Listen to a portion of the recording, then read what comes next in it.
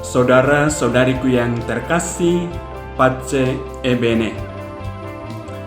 Dalam kehidupan kita, sudah selayaknya kita bersyukur dan berterima kasih ketika ada orang baik yang hadir dalam kehidupan kita dan menunjukkan kepada kita hidup kita yang telah salah melangkah karena berdosa, karena melakukan pelanggaran, ataupun karena melakukan kesalahan.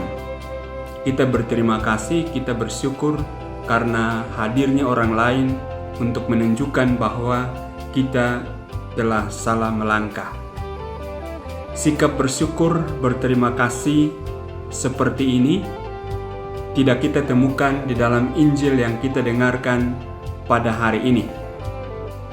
Herodes dan istrinya Herodias yang ditegur oleh Nabi Yohanes tidak menerima teguran itu, tidak menerima nasihat itu.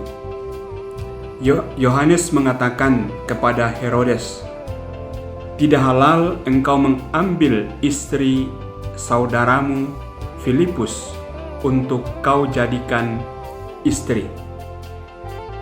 Teguran seperti ini tidak mendapat tempat di hati Herodes maupun istrinya yang diambil dari istri saudaranya yang bernama Herodias.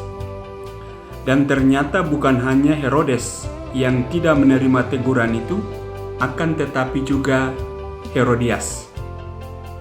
Konsekuensi dari ketidakpenerimaan teguran itu adalah Yohanes kemudian dipenjarakan oleh Herodes. Dan tidak sampai di situ, Herodias kemudian memiliki kesempatan dan akhirnya Yohanes harus meninggal.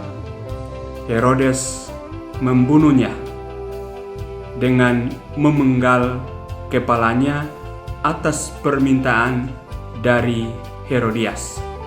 Nah, saudara-saudariku yang terkasih, pesannya untuk kita dari kisah ini adalah marilah kita hati-hati dengan hidup kita.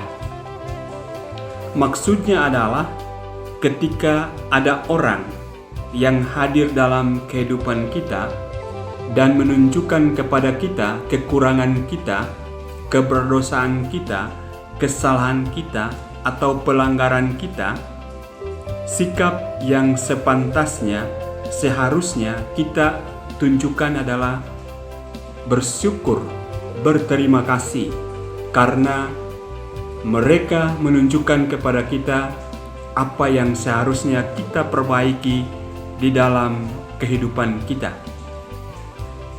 Kalau sikap bersyukur, berterima kasih tidak kita miliki dalam kehidupan kita, maka kita sedang menciptakan diri kita untuk jatuh ke dalam dosa.